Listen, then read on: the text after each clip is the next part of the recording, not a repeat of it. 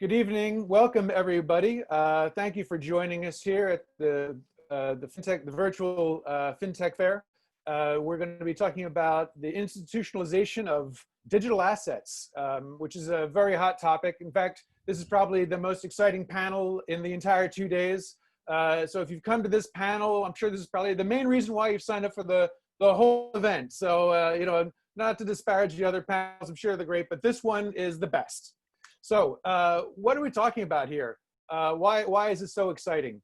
And who am I? I'm Jame DiBiasio. I am founder and editor of DigFin, which is a media business. It covers digital finance, and you can find me at digfingroup.com. The content is free, and it's there for you to learn from. I've got a great panel, but let me first just sort of set the stage, and then we're going to go into the meat of this evening's discussion. And also, throughout this period, you've got a Q&A tab at the bottom of your Zoom panel. We're open to questions, so feel free at any point to shoot one over, and we'll try to address them towards the end of the session. So, institutionalizing digital tokens. This comes in different varieties. We can talk about this in different ways. There's an opportunity for financial institutions to invest or provide investment opportunities for their clients into this space. There is a regulated path for the retail industry, and then there's the unregulated side for people of all kinds. When we're talking about digital assets, we're talking about an asset that you can use, one that's expressed in ones and zeros. That could be a cryptocurrency like Bitcoin. It could be a token that represents a company's service or product, or it could be the digital representation of a security, of a stock, of a bond. Why are people interested in this? Well, crypto, digital assets, it's very efficient. You're able to use this technology to get rid of a lot of legacy layers that charge fees, that are slow, that are prone to errors. And in theory, it's very safe because of the distributed nature of how ledgers are kept in using blockchain technology. But let's just say that we're still in this early stage, and so the infrastructure and the governance, well, it's early days. Now, when we talk about what we're investing in, it could be investing in crypto, it could be investing in securities tokens, it could be investing in some other kind of corporate token that offers a service. It could also mean using tokens to facilitate payments or as part of enterprise blockchains that could reimagine entire industries like shipping, for example. But we're going to stick today on the wealth and investment side to this issue. What we're seeing is a creation of lots of new infrastructures. You've got the unregulated crypto space. You've got an emerging crypto space built from scratch that wants to be regulated. And then you've got traditional exchanges and other financial institutions that are looking at this and saying, ooh, maybe I should get into this because I don't want to get sideswiped by something that I'm not involved in. There is money to be made here for all parties. So we have all this proliferation of things happening, but these blockchains don't necessarily mix, they don't interoperate. But all of them in their own way are driving the mainstream of digital assets. We're seeing also different patterns emerge in digital financial markets. So in a traditional marketplace, you've got all the stocks might be in one exchange. That's where you go. But in the crypto world, you might have all kinds of exchanges trading the same kinds of tokens. And yet at the same time, you've got players that are combining the traditional roles you'd find in classical finance. A brokerage might also be a custodian, might also be a clearinghouse. So we've got crazy new structures being created that are like what we're used to, but they're different. So to put this all together, I see 4 issues around adoption from a wealth management perspective into digital assets. And we're going to talk about these, and there's a logic to what I'm doing here before I introduce the people that can help you understand better what's happening right now. So first is the supply. What are the tokens that people can invest in? Right now, it's mainly just cryptocurrencies and futures on those currencies. What's the demand? Are actual institutional investors coming into this space? We hear about this a lot, but is it actually happening? The technology and the institutions is a third factor. So we've got this, I sort of alluded to this earlier, this evolving landscape of players and protocols. And finally, the big picture stuff around regulation, licensing, and the entry of classical financial institutions, Nomura, Fidelity, Standard Chartered, they're all getting into the game. And finally, there's a bigger issue, which we're not going to deal with. There's another panel later, I think tomorrow, that will touch on this, which is the issuance of central bank digital currencies. And that's a little bit out of tonight's scope. So I request that we keep the conversation really on this wealth management aspect. Joining me to help explain what's going on, we've got Henri Arslanian, who is the global crypto leader at PwC, Urszula McCormack, partner for fintech and emerging technologies at King & Wood Mallesons, Douglas Gann, who's co-founder of GBCI Ventures, and Matthew Dibb, who's the chief operating officer at Stack Funds. And it wasn't intentional, but we are scattered around the world tonight. I'm in Hong Kong, Ursula's in Australia, Douglas is in Cambodia, Matthew is in Singapore, and Henri, I think, takes the cake with Armenia. So we've got a big distribution geographically here tonight, which is also very fun. So Henri, I'm going to start with you. You know, when we're talking about some of these top global trends, when we're talking about institutionalizing, getting people into this space from whichever direction, what are one or two things that you see right now that are super exciting? First of all, yeah, James, thank you for having us. We may be distributed around the world, but we're all united with the future of finance and the future of money, which is very, very exciting. No, I think that you hit a couple of big topics that are going on right now. And I think it's a very exciting time right now when you look at the impact it's having on the broader asset management space. I mean, you mentioned supply, demand, the tech institutionalization, regulations. A lot of these are now coming all together. I mean, so for example, right now, when I look at the global level, right, you mentioned before regulations. For 2-3 years, the crypto industry was probably the only industry lobbying policymakers for more regulations. And now today, I'm very proud to say that according to Cambridge University, only 5% of regulators do not have somebody working on crypto. And the same thing on the policy level. You know, I do a lot of my work with central banks. I remember 2-3 years ago, nobody was talking about this topic. And now because of Libra, in June 2019, Libra 2.0 that came out 2 months ago. And now obviously it's on the top of every single policymaker, central bank around the world. So at the macro level, there's a lot of activity and focus on it. The IOSCO, the FSB, the central banks, the ECB and others, it's become on top of the agenda. The second thing is for institutions as well. Of course, in the wealth management sector, your job is to offer services your clients want. Right now, what's really interesting, because of the regulatory clarity, because of the entry institutional players, and the fact that a lot of crypto industry now is getting the comfort level that the traditional industry would get. For example, is getting SOC 1, SOC 2 reports, which is something every normal asset manager has or a private bank has, now that the large crypto players are getting as well. But I think the one thing we often forget when we talk about the industry becoming institutionalized is exactly what you pointed out, the demand side. For me, it's you know, I find it very interesting if I put my professor hat for a second, as when I speak to my students, you know, the level of interest there is in cryptocurrency. You know, every month, according to the data, the number of Bitcoin wallets was going up. I really believe COVID-19 has catalyzed the conversation, not only because people don't want to touch paper money anymore, but because obviously when we look at what's happening around the world with quantitative easing, we know what central banks' balance sheet ballooning, you know, multiple times over the last couple months. And I would argue another also big development, which is what is money? The question around money, the interest. You know, I find it incredible that in 2020, the US IRS has to send by check over 100 million checks to people who probably needed the most, the stimulus check, the pay support checks they're getting. And I think this has really brought this whole topic on top of the agenda. So I think for any financial institution, the management, the leadership, this is a topic, you may not agree with it, you may not like it, but it's very likely your clients are potentially interested in. And I think you kind of have to look at it, which is, I think, very different than it was 12 to 18 months ago. Thank you. Before I move on to some of the other panelists, Henri, give me a sense of those things.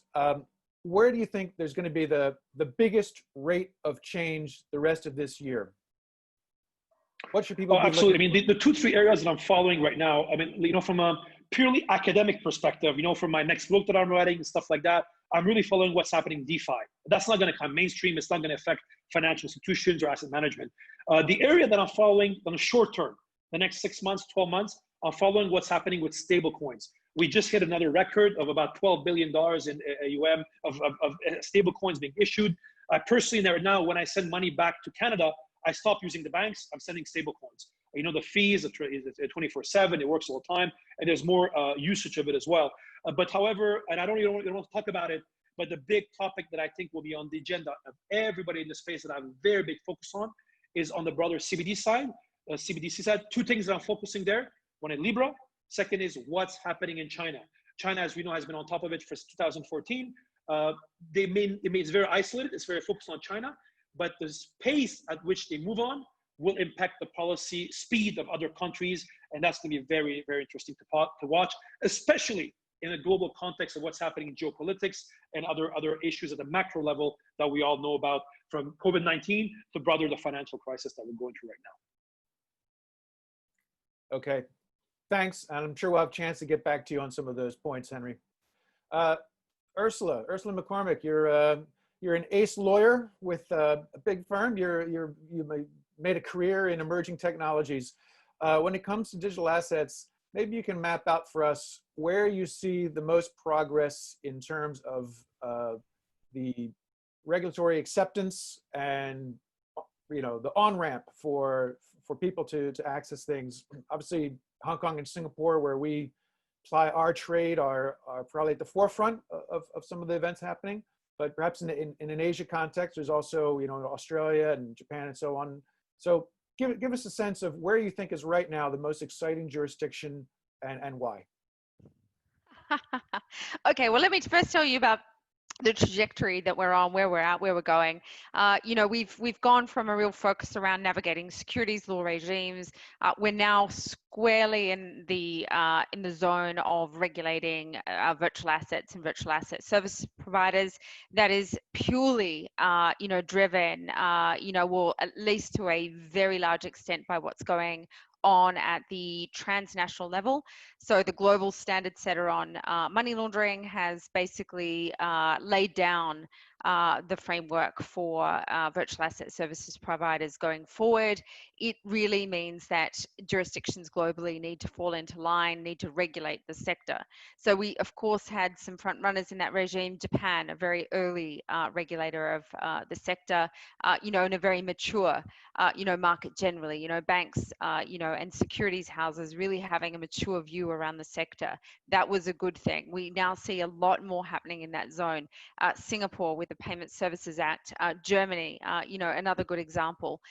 You know, Hong Kong, a really interesting place, not yet regulating the whole sector as a whole, meaning there's still a lot of area to play without necessarily triggering, you know, the regulatory regime that is still administered by the Securities and Futures Regulator. So that space of growing that regime around the virtual assets, predominantly around AML and CTF controls, but expanding into general conduct controls, is something that is rapidly growing.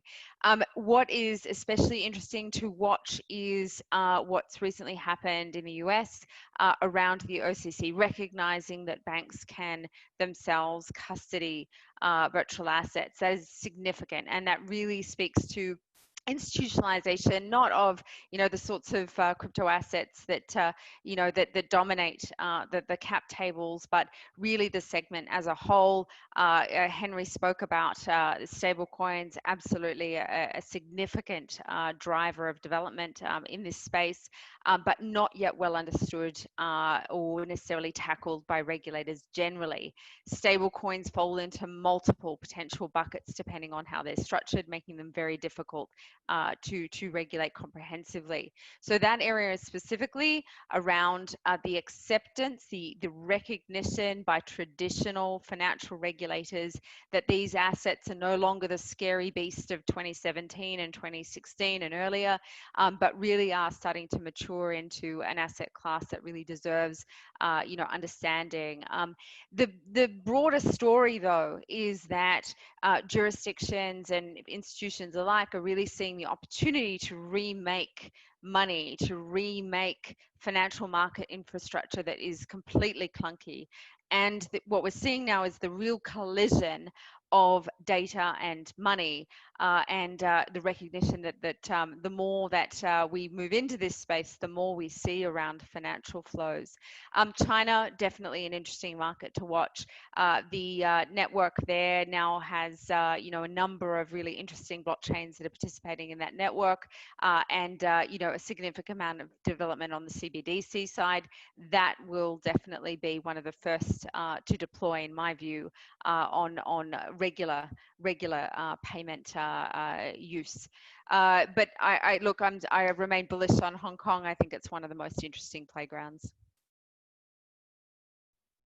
Urszula, are you getting a sense of, when it comes to regulation and licensing, are there certain best practices that are emerging, whether they're coming from market A or market B?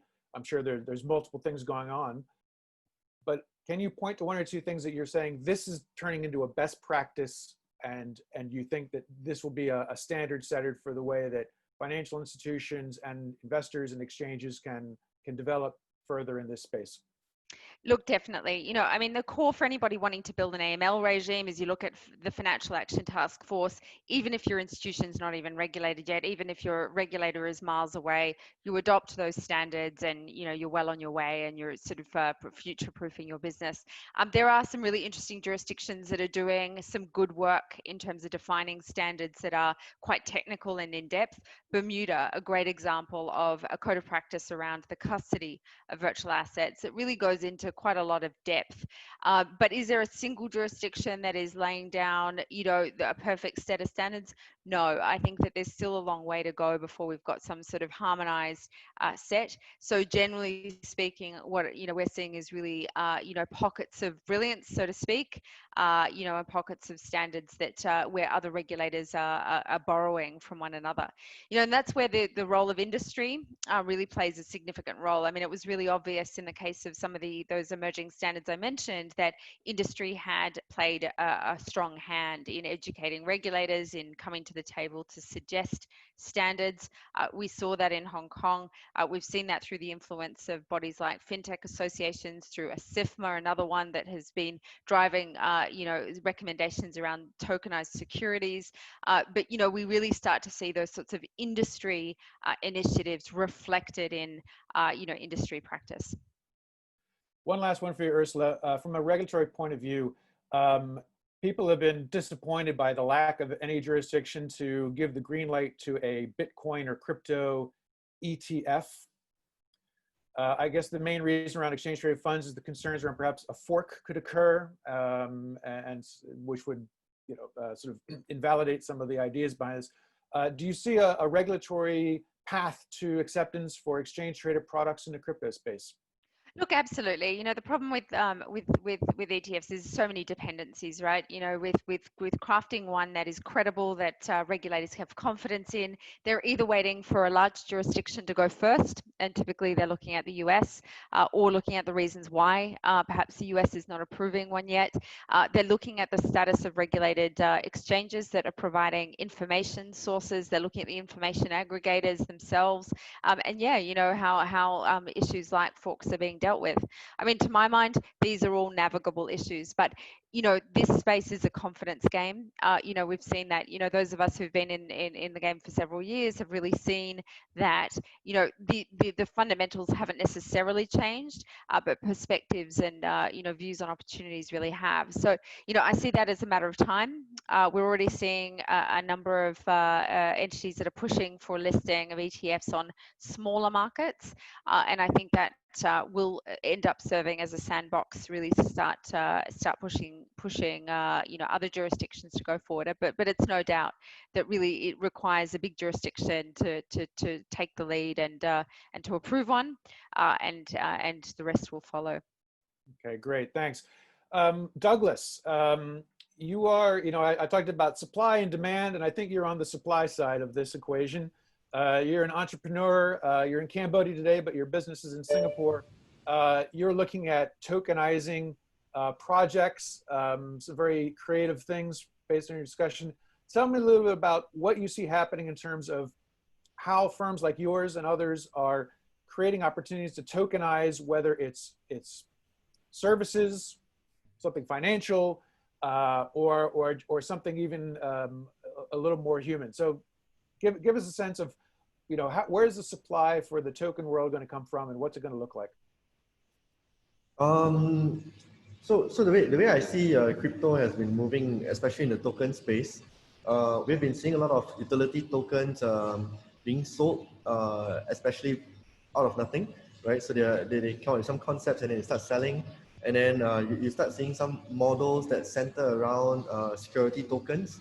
I see an opportunity where retail businesses, for example, say Starbucks has an IPO, right? Starbucks has an IPO, and probably Americans will buy it because it's going to IPO on NASDAQ or NYSE or something like that. But everyone else in the rest of the world who loves Starbucks will not be able to buy Starbucks shares unless they go through the very complicated process of registering for a NASDAQ or NYSE account through one of their brokers in their local country, through one of the banks, blah, blah, blah, blah, blah. So now imagine if Starbucks as a retail business, which has a super wide audience, issues a token. And it's widely recognized that security tokens with dividend rights, with all kinds of rights attached to it, it is now available for everyone worldwide. So suddenly, this tokenization effort would enable Starbucks to reach out to everyone in the world versus just investors in America, for example. So that's one path that I think will happen in the next 3 to 5 years, especially when regulatory bodies start looking at tokenization of stocks and shares of their companies' rights, using smart contracts and maybe more complicated blockchain systems in time to come. So I think that's one distinct path. And then the second distinct path would be what we see with Michael Jackson, Elvis Presley. So you have this legendary people who now become some form of rights for some fund management company or some trust fund. So that could also be tokenized in a similar manner, in a similar fashion, and that could be done even before they passed on. So celebrities, could actually use that, and we have seen in the past few years certain celebrities, like for example, you have this boxer Manny Pacquiao from Philippines, right, who launched his own tokens, and you have I think one of the a few American celebrities issuing their own tokens as well. So they could start doing that and utilizing that for their own retail store, because they obviously will sell their own merchandise and their goods. And then that could slowly then evolve as they move on to form part of their rights or their trust fund. Yeah, so that's how. Yeah. One area that I've talked to some venture capitalists and others about in this space is going back. Henri mentioned he was interested in DeFi. So obviously, gaming tokens and non-fungible tokens in the gaming world has been one thing, but I haven't really seen it take off. It's been around for a little while, and there's a big overlap in that Venn diagram between blockchain guys and gamers. But what are some of the barriers to getting some of these ideas off the ground, Douglas? Give us a little flavor of the challenges you face to make this stuff actually happen, as opposed to just talking about it. I think on the healthy side of gaming, you have seen some ERC 721 tokens and contracts being developed. You have seen some in-game items being tokenized in that manner with avatar skins and everything else. But I think where this will hit is actually part regulatory and part consumer adoption. So as of today, if you have a mobile app and it's a very popular game and you start accepting crypto, you will be taken out of App Store. So that's a big problem, because App Store is always wants to be compliant, and they are afraid of touching crypto, and maybe it affects Apple Pay. I don't know, but the moment you have that's taken down. So the consumer adoption for such fungible token would be extremely difficult at this time, because mobile games obviously is a big thing right now as compared to computer games. So yeah. All I right, just great. point out that actually in-game assets is proving very difficult for regimes that are adopting a very broad definition of virtual assets for regulation. We're dealing with a lot of projects at the moment where, really one of the oldest forms of virtual asset, which occurred in gaming, are facing some pretty significant hurdles. Yeah. Another question for you, Douglas, is you talk about tokenizing things, whether it's a service, like a utility token, or it's a security. How fungible are these going to be? So if I list something on the Douglas Gann digital exchange, can somebody who wants to trade it on the Matthew Dibb or the Henri exchange get access to that token? If I want to buy Apple stock, maybe I have to be a certain level of wealth to have a brokerage account to go get it. But it's open. It's in New York. It trades there, and anybody in the world can go to New York and get their Apple stock. But if I tokenize, even if it is Apple stock, if I tokenize it on an exchange in Cambodia, and I want to buy that, and I'm in Canada, can I do it? I think what's amazing about crypto and this entire tokenization effort is that every exchange in the world can list you. So you don't have to really approach these exchanges. It's very similar to like Bitcoin and Ethereum and all the other mainstream tokens right now, right? So none of the exchanges are being approached by Bitcoin or Ethereum to list up their tokens, but any exchange can list them up. So when, for example, Apple stock gets tokenized, and they start distributing it on a chain, let's say, for example, on the Ethereum chain or the Omni chain, the moment they start doing that, any exchange can list them, which means anyone can buy them. Yeah. Then the only challenge there would be how you get fiat onto crypto and then purchase those tokens. But as of now, we can already see a lot of people having crypto as well as stable coins, and a lot of regimes, a lot of countries are beginning to issue their own version of stable coins, or like the US supporting multiple versions of USD. Okay, great. Thank you. And this now we're moving into the demand side. So Matt Dibb, I want to ask you, as folks like Douglas begin to tokenize things, we're seeing this recreation of what used to be classical financial services into new ways, new arrangements. So that example of being able to take one product and have it listed across many exchanges. You're in the business of helping wealth managers and other institutions get access to Bitcoin and over time other products. How are they reacting to this new world, these new arrangements? What are some of the conversations, good and bad, that you're having with these potential institutional investors? Yeah, look, it's a good question, and it comes on a few levels. I think, firstly, 2017, 2016, 2017, that time of euphoria, definitely had a long imprint on the market. When we're talking about some of these larger wealth managers, they have a longer term memory, and they can remember that the complications that cryptocurrency went through in the aftermath of that whole period. So there is a little bit of, I'll say, a smudge next to the crypto name because of that. But at the same time, I think, when you look at institutions in crypto, institution is quite a vague word, because you can be talking about banks and pension funds, or are we talking about traditional hedge funds and wealth managers, et cetera, or private banks? And they're very separated right now. So on an institutional style, if I talk about banks, then they're really coming into the market from a picks and shovels point of view. Okay, they're looking at creating custody. They're looking at creating insurance for cryptocurrencies. They're doing banking for the exchanges. These are all great things, and infrastructure is being built all the time by them. But if we are looking more so at a wealth management point of view, in terms of those who are wanting exposure to actual cryptocurrency, that's where it's a little bit different. So we are seeing more significant demand amongst family offices, traditional hedge funds, high net worth investors. And, I think there's a lot of reasons for that. Obviously, the market and where it's been over the course of, the past 6 months. There's a lot in the press right now about people reevaluating the traditional 60-40 equity bonds portfolio split when bonds are paying negative. And where does Bitcoin fit in that? Is it an alternative asset? Is it its own asset? How uncorrelated is it? So people are really starting to ask those questions. And I think one of the most interesting parts about that, in talking to family offices and wealth managers, those who are in the wealth management industry may not necessarily believe in Bitcoin or even as a speculative asset or a store of value or anything. However, what we are seeing is the underlying demand from their clients.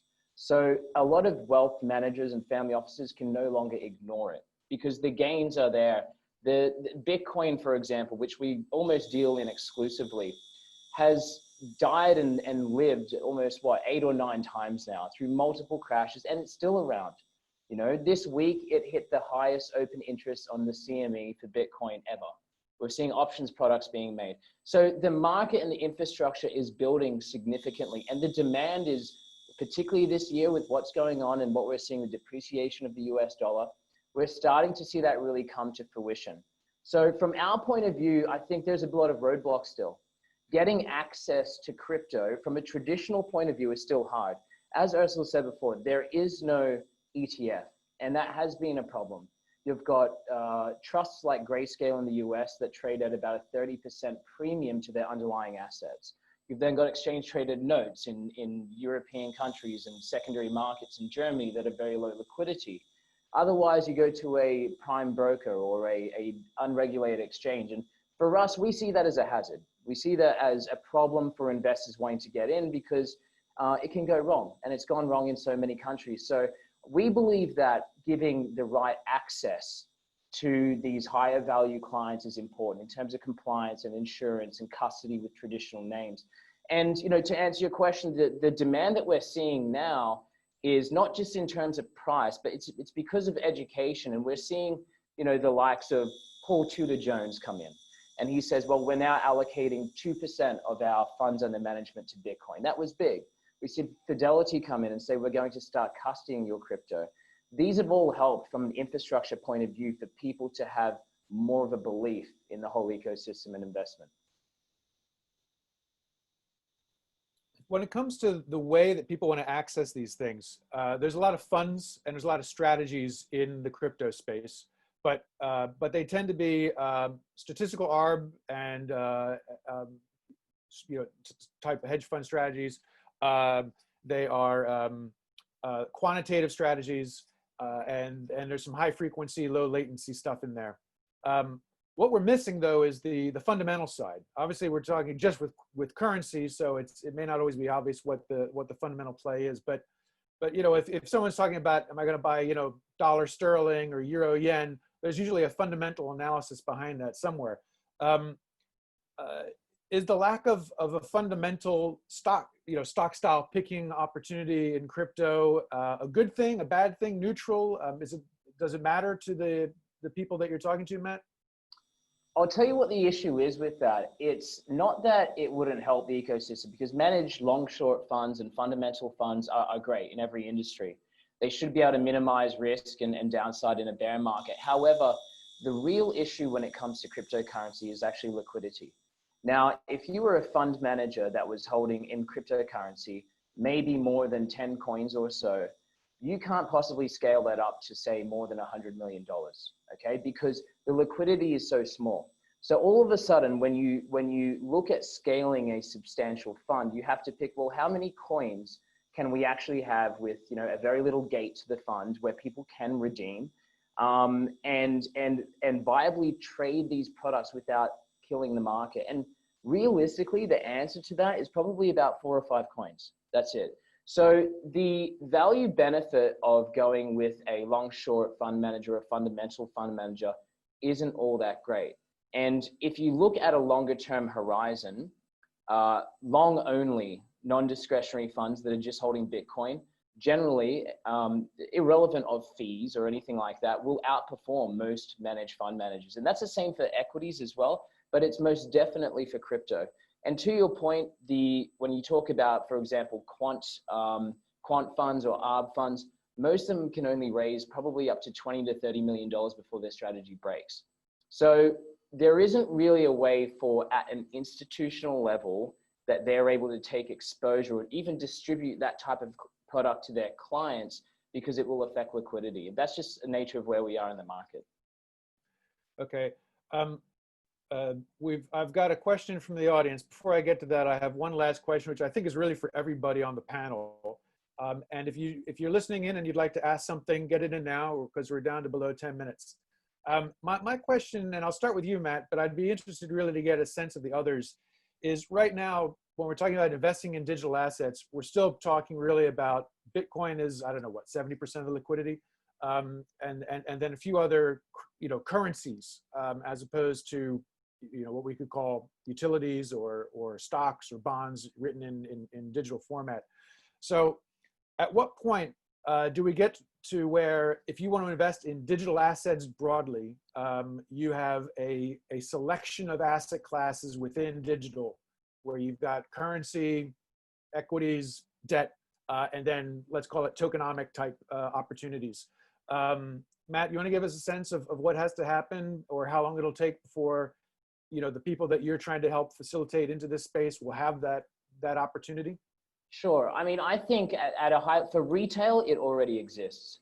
So for retail, you already have segments that are protocols. You have DeFi, as Henri was talking about before, which is hot right now. It's outperformed everything else in the world. You've got D-apps. This actually already exists on a retail level. The question being, and I guess the point of this panel is, when can institutional get into that? I foresee that in the coming year or two, and it's already being created, but there will be various vehicles around that will give you exposure to a basket of the top currencies, for example, or perhaps privacy coins or something like that. But that's not really going to happen on a broad and large basis without more access, without a better ETF, without somebody taking the lead. So in short, it's happening. For it to get to a level in which it's not just, a micro cap segment of what already is, a market in its infancy. I think that's probably at least 4 to 5 years away. Anybody else on the panel want to chip in on this question?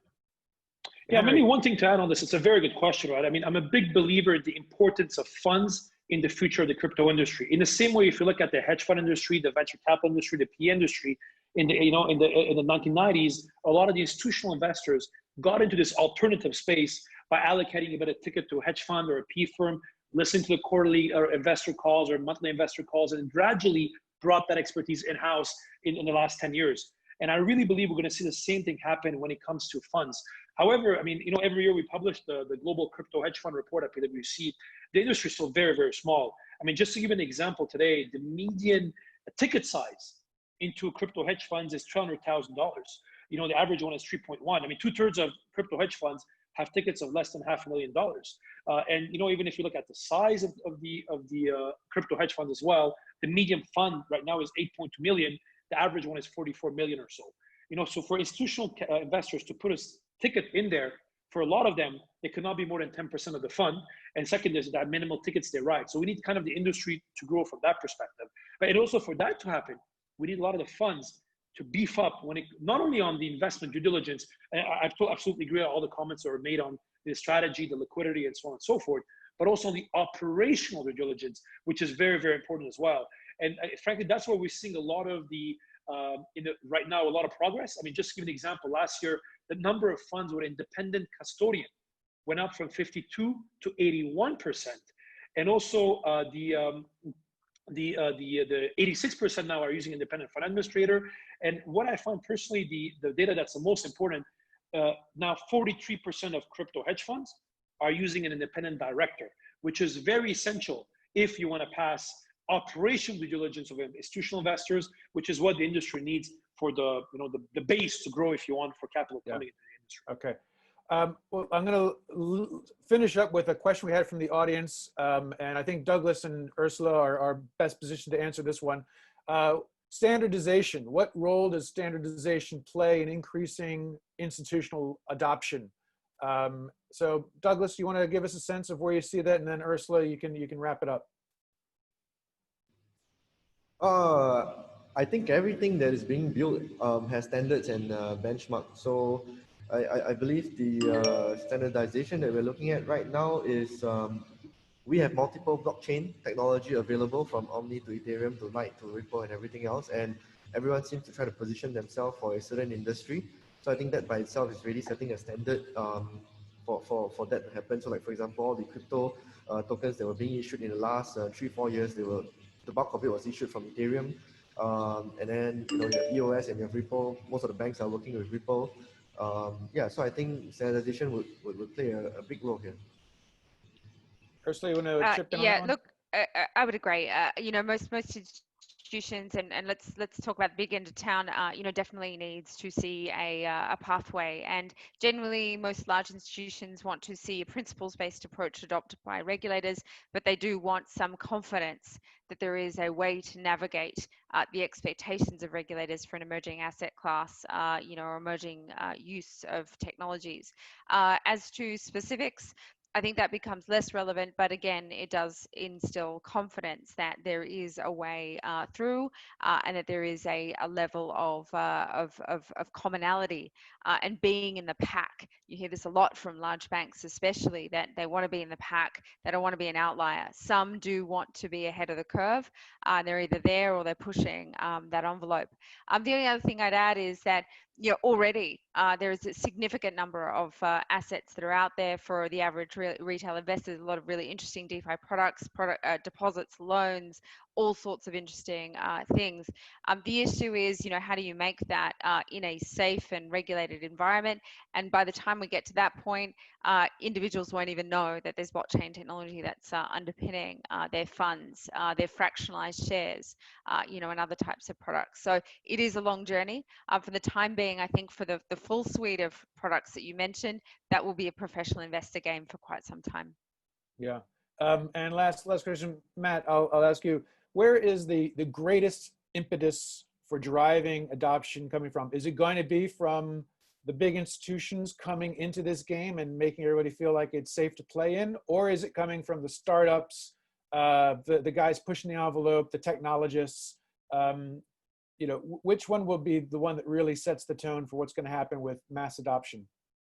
That's an interesting one. And actually, Ursula just pretty much made the point. It will be someone that brings out a retail product, if it's not already widely used, and it has blockchain and digital currencies underpinning it. I mean, Libra is probably a great example.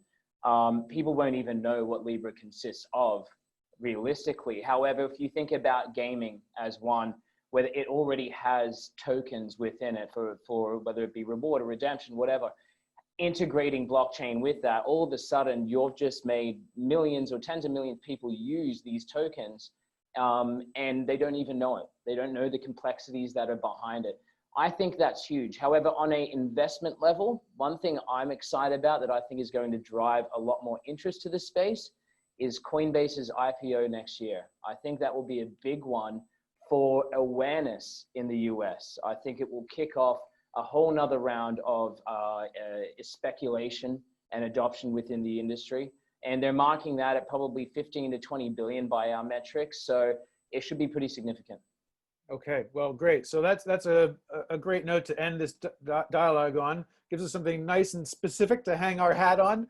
And when Mushir and his crew bring us all back together again next year, I don't know if this will be a virtual fintech fair or a different kind of fintech fair, but at least we'll have, I think that'll be the starting point. That'll be the starting point, you know, what happened with the Coinbase IPO and what are we going to see in Asia, right? I mean, this is also a dynamic area. We may not have the same heft of the US regulators and the size of that market, but you know, there's a lot of innovation happening here too, across the region from India to Japan to Australia and all points in between. So with that, I'd like to thank my panelists, Urszula McCormack, Douglas Gann, Henri Arslanian, Matthew Dibb, and I'd like to thank the audience for showing up, because obviously this was the best panel of the entire fair. So you know, you don't even have to tell us, but thank you for your time, and hand it back to our friends at the Virtual FinTech Fair.